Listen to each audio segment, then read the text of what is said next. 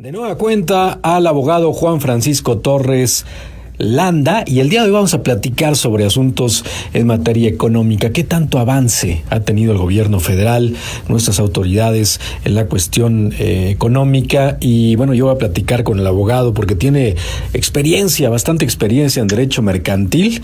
¿Cómo estás, abogado? Buenas noches. ¿Cómo estás, Carlos? Qué gusto saludarte a ti nuevamente, a tu importantísimo auditorio, con todos mis amigos chihuahuenses, a quien me honra estar en contacto nuevamente. Al contrario, muchas gracias por tomarme la llamada, abogado. Y bueno, el día de hoy, como te compartí al principio, en materia económica, ¿cómo ves al país prepandemia y en medio de la pandemia? Si gusta, hacemos una comparativa, según tu punto de vista, abogado, sobre la situación económica que ha surgido en nuestro país antes de la pandemia, durante la pandemia y hoy, cuando parece que se recupera y luego tenemos otras oleadas de COVID. En fin, ¿cómo ves la transición del COVID en México en materia económica y las acciones del gobierno federal, tanto COVID como en general? Pues sí, mira, escuchándote tu primera pregunta, que vamos a hablar sobre cuáles son los logros de este gobierno en materia económica, la conversación lamentablemente sería de unos cuantos segundos, porque es realmente lamentable el hecho de que efectivamente no ha habido realmente logros económicos. Los logros han sido a lo mejor rentabilidad electoral, quizá popularidad en algunos sectores, o cumplimiento de una agenda opaca en cuanto a hacia dónde quieren llevar al país. Porque si a datos duros nos remitimos, y aunque sé que en los gobiernos populistas los datos duros no son necesariamente los más oportunos, porque siempre tienen otros datos, ¿no? Pero vaya, hasta ahora no he escuchado a alguien en ningún foro académico o en ninguna institución internacional, o las que tengamos todavía remanentes en el país, que puedan basar juicios, insisto, en datos distintos a aquellos que son comprobables. Y en los datos que son comprobables, la realidad es que, si bien es cierto, el país tenía problemas que había que atender, tenía muchos rubros en los cuales la justicia social, el piso parejo, diferencias educativas, etcétera. Claro que todos esos eran puntos que había que atender, pero estábamos muy lejos de la situación tan crítica como la tenemos hoy en día. Hoy en día tenemos indicadores muy delicados, muy preocupantes en cuanto a niveles de desinversión, en cuanto a niveles de proyectos que están o suspendidos o cancelados, de una fuga cada vez más importante y creciente de capitales y de inversiones que ya no están llegando, justamente porque hemos perdido la credibilidad en los foros internacionales y en la competitividad por inversiones. Hay que recordar, Carlos, y tú lo sabes muy bien, que nosotros, a diferencia de lo que piensa el presidente, no vivimos en un mundo aislado, no vivimos en otro planeta. Somos parte de una comunidad internacional a la cual el país hace muchos años apostó para ser justamente parte de esa dinámica pujante, y que podría apuntar a que el país tuviera un despegue en temas como es la manufactura, y que hoy, a pesar de lo que ha sucedido en estos 2 años, México sigue siendo una potencia manufacturera. De hecho, a lo mejor muchos no lo ubican, pero México tiene más exportación manufacturera que toda Latinoamérica conjuntamente. Es decir, un solo país, México, exporta más productos manufacturados que todo el resto del continente hacia el sur de donde se encuentra nuestro país. Eso no es fruto de la casualidad, fue fruto de muchos años de una decisión de decir, oye, nuestro país tiene la calidad, tiene la logística, tiene la ubicación geográfica, tiene la posibilidad, digamos, de invertir en educación, en ingenierías, y obviamente teniendo tratados comerciales y otros que le permiten acceso hoy a más de 40 países, y muy en particular al mercado norteamericano, que al final del día es el mercado comercial más importante del mundo. Y México sigue siendo hoy también una cuestión que igual no podríamos pasar por desapercibido. México es hoy el socio comercial más importante que tiene Estados Unidos, más importante que Canadá, más importante que China y más importante que los países europeos. De ese tamaño es la relación comercial que tenemos con el mundo, y en este caso con nuestro vecino del norte. Pero lamentablemente todo eso está ahorita, digamos, en riesgo, por una serie de pésimas decisiones que se han venido tomando, en virtud de las cuales se suspenden proyectos sin ningún tipo de autoridad y consenso, digamos, legal o económico. Se disipa de esta manera la confianza que podría haber en proyectos que ya estaban financiados, como era el aeropuerto de Texcoco, proyectos que ya estaban en plena ejecución, como la cervecería de Mexicali, asuntos que ya estaban perfectamente con permisos de operación y con digamos, transparencia en cuanto a la forma en que iban a realizarse la ejecución de estos. Me estoy refiriendo en este caso a proyectos de energía solar y eólica. Y en su lugar, pues tenemos, la verdad es que decisiones francamente muy torpes, porque lo que han hecho, insisto, es ahuyentado al capital, creado sombras, creado grandes nubarrones sobre si nuestro país es un país de leyes o un país de caprichos, y pues esto no se hace esperar. Curiosamente, si tú fijas, por ejemplo, las grandes cifras del gobierno federal, muchas veces se orillan a decir, es que tenemos una cantidad impresionante de remesas que vienen del extranjero, como si eso fuera algo meritorio. Eso, en el fondo, lo que encierra es que nuestro país ha perdido la capacidad para generar empleo. Estamos expulsando a nuestros connacionales que pues la verdad es que la pasan muy mal para poder llegar allá y eventualmente generar un vínculo familiar que los obliga de alguna manera a sustentarlos, porque de este lado de la frontera hemos sido incapaces, y es culpa de todos, pero en este caso del gobierno actual, de generar las condiciones para que haya esta expulsión masiva de connacionales. Entonces, si nos dicen que ese es el gran mérito, no, bueno, estamos pero totalmente fuera de foco. Oye, Juan Francisco, perdón que te interrumpa. Tú acabas de tocar, bueno, al principio tocaste un tema fundamental. Tenemos una deuda con cierto segmento de la población en la justicia social, en los más necesitados, en donde, como bien dices, a través de los años, pues bueno, no se ha tocado mucho estas bases para favorecerlas de alguna manera. Pero esto me da pie, abogado, a preguntarte sobre los programas sociales que ha tenido este gobierno de la República, el actual gobierno de la República. Estamos ya prácticamente a 2 años y medio de haberse implementado, de haber entregado recursos directamente a diferentes programas que ha destinado este gobierno. ¿Qué te parece? ¿Cómo han funcionado? Porque al principio el presidente decía que estos mismos iban a impulsar la economía e iban a dar crecimiento económico a nuestro país. ¿Te parece que esto se está reflejando en aquellas palabras del presidente? En lo absoluto. Y me voy a explicar. Yo creo que voy a pensar por un segundo que haya habido una buena intención y quizá una buena referencia de que algunos de estos proyectos o estos programas tendrían rentabilidad económica y operativa y no solamente electoral.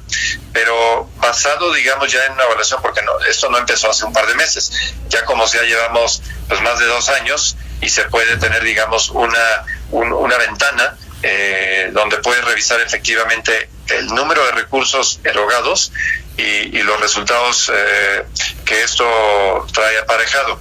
Y por ejemplo, cuando haces un análisis de un programa como es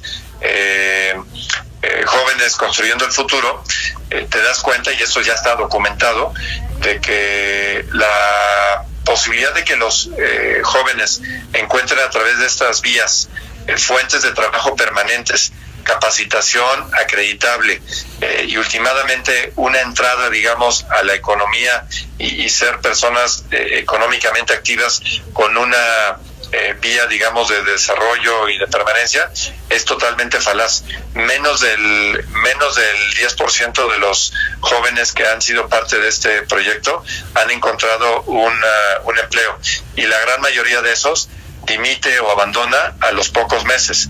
Y esto es porque está mal diseñado el proyecto. El proyecto está, digamos, hasta cierto punto como forzando a ciertos patrones a que tomen algunos de estos jóvenes en forma temporal, reciben un pago del gobierno y otro pago lo tienen que hacer ellos, pero resulta que muchos de estos jóvenes ni siquiera se presentan en las empresas. Las compañías, pues de alguna manera participan para decir que están participando y no ser objeto de alguna recriminación por parte del gobierno, pero los jóvenes ni están trabajando y menos están aprendiendo. Entonces es un derroche de recursos brutales. Otro de los programas emblemáticos es este tema de Sembrando Vida. También ya se han hecho los estudios, y fíjate, en este caso el problema es no solamente es el derroche de recursos, que son miles de millones de pesos al año. El problema aquí es todavía peor, porque el diseño operativo, que es que se demuestre que hay se siembran determinado número de árboles en determinado número de hectáreas, y de esa manera se hace la persona acreedora a recibir el estímulo económico. El problema, mi estimado Carlos, es que lo que está pasando es que estamos deforestando en grandes partes, por ejemplo, del sur del país. Entonces, como hay personas que viven en lugares donde pues hay árboles maduros y no hay poco espacio, digamos, para hacer sembradíos de nuevos árboles, lo que están haciendo es que están tumbando los árboles antiguos, deforestando, y luego ponen los árboles nuevos, que son chiquitos obviamente, le sacan una foto, abandonan esto, grandes partes de estos árboles pues nunca se desarrollan, y simplemente estamos, insisto, deforestando el país a una tasa incremental y derrochando recursos. Y así me puedo seguir con otros programas. Y mira, el problema es, yo no quiero pensar que haya habido mala intención o una mala propuesta de origen. Le voy a dar el beneficio de la duda de que hubo una buena idea, pero lo que no es admisible es que cuando tú ves que un programa no funciona, no tengas la capacidad de modificarlo y de hacerlo distinto para que se llegue a los objetivos deseados. Por el contrario, insisten a ultranza con el diseño original. Lo único que provoca esto es que los malos resultados se multipliquen y se hagan todavía peores ante la situación en que no hay una sola métrica que justifique su sostenimiento.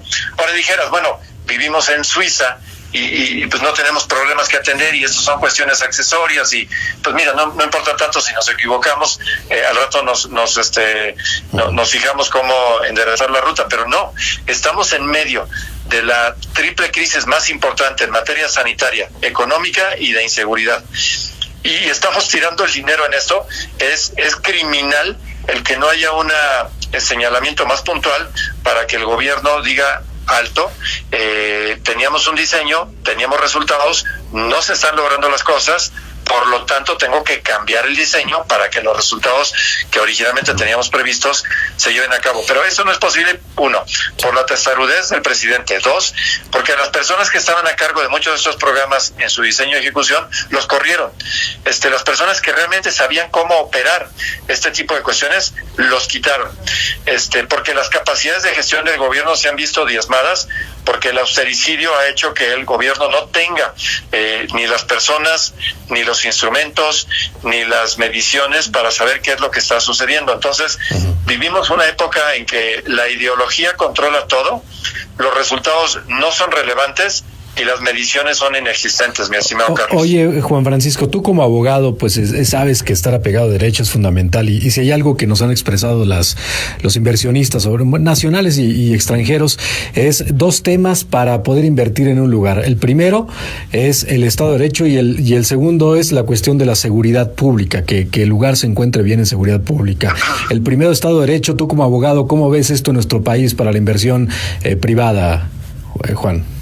Pues mira, hablando de forestar, y la idea de forestar es que alguien tiene un hacha y le pega el árbol hasta que se cae, ¿no? Yo creo que algo similar está pasando en nuestro país.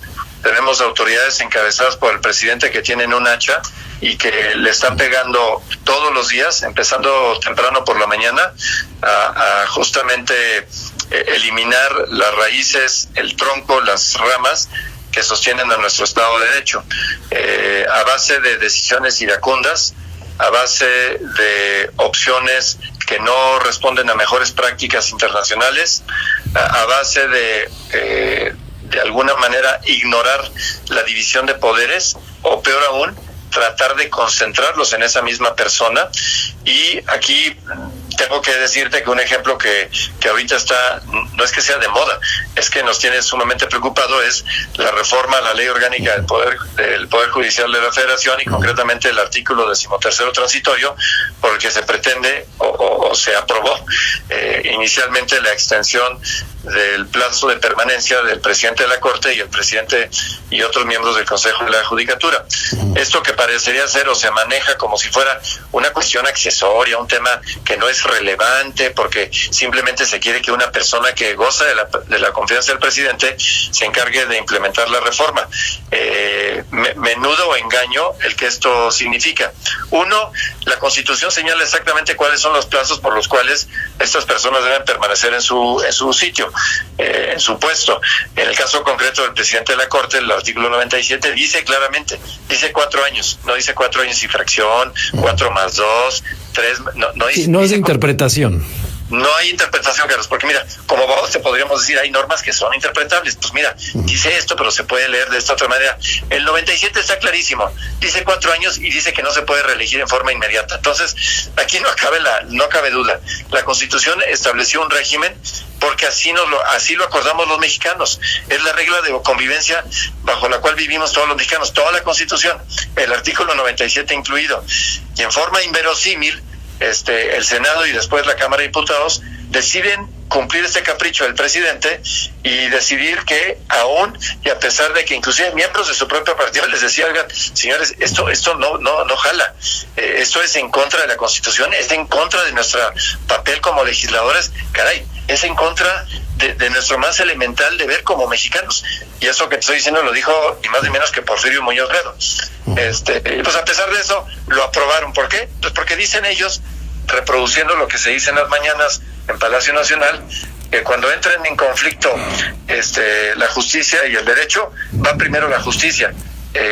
Algo que es engañoso porque en el fondo lo que están diciendo es la justicia según la interpreto yo, ¿no? A diferencia de la ley, que es un código de normas que todos aceptamos como válidos para regir nuestra convivencia. Oye, abogado, hoy el presidente de la República dijo textualmente: aquellos jueces que se opongan a que se amplíe a 2 años el cargo del presidente de la Suprema Corte de Justicia de la Nación estarían a favor de la corrupción. Fue el comentario que hizo hoy el presidente de la República.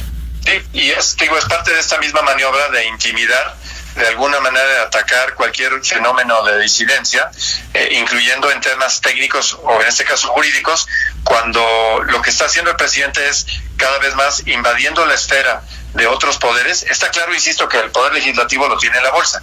Les dice que no modifiquen ni una coma en las iniciativas y se lo cumplen tal cual, a pesar de que venga con contenidos que son notoriamente improcedentes. Él dice ni una coma, y los lacayos en Senado y diputados se lo cumplen. Y ahora al parecer quiere esa misma sumisión a nivel del Poder Judicial, y como dices tú, hoy amenaza a los ministros de que no pueden bajo ningún motivo favorecer una acción de inconstitucionalidad que ya apuntaron los legisladores de minoría, que van a ejercer justamente para impugnar la inconstitucionalidad de esta reforma que fue aprobada por una mayoría morenista. Entonces, al presidente se le hace fácil intimidarlos y de alguna manera socavar su independencia diciendo ni le cambian una coma ni consideren que esto va en contra de la Constitución.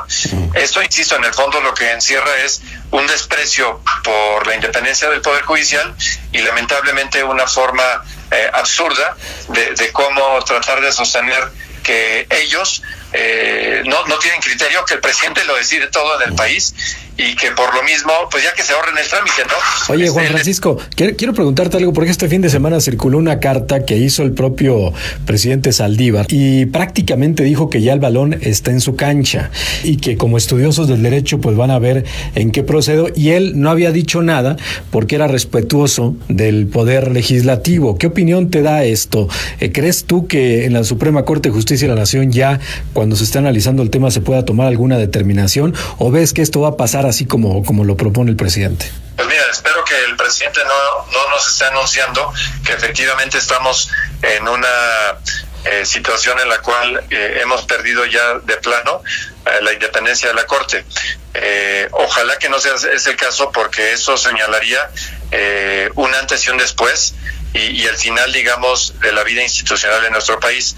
Porque el día que tú, Carlos, y yo no podamos ir ante un juez a solicitarle la protección, en este caso, y el amparo de la justicia federal contra un acto arbitrario de la autoridad, y eso no se puede hacer porque sepamos que los tribunales, los jueces, magistrados y ministros, según sea el nivel jerárquico, van a responder a los designios y a las órdenes del Ejecutivo. Ese día me temo que habrá sucumbido nuestros derechos, la Constitución habrá perdido vigencia, y les tendremos que explicar a nuestros hijos que ya no vivimos en un país de libertades, sino en una dictadura con una apariencia de que hay un gobierno legítimo, cuando en realidad, insisto, hay un golpe de Estado, porque lo que hicieron fue quitaron las barreras, quitaron la división de poderes y se acumuló en una sola persona. Eso es lo que sucedería si eso que me estás tú preguntando llegara a suceder. Te agradezco mucho, Juan Francisco Torres Landa, por tu comentario, y estamos al pendiente. Creo que sí, Carlos, y por ello nada más déjame cerrar diciendo que por eso es que las elecciones son tan importantes. La ciudadanía tiene que optar entre si queremos una democracia o una dictadura, y traer contrapesos a la Cámara de Diputados Federal es de vital importancia para que justamente no podamos simplemente ser espectadores de cómo se derrumba el país. Necesitamos esos contrapesos. Es urgente que haya contrapesos en la Cámara de Diputados. Muy bien, gracias, abogado. Buenas noches. Continuamos en Noticiero Imagen Chihuahua.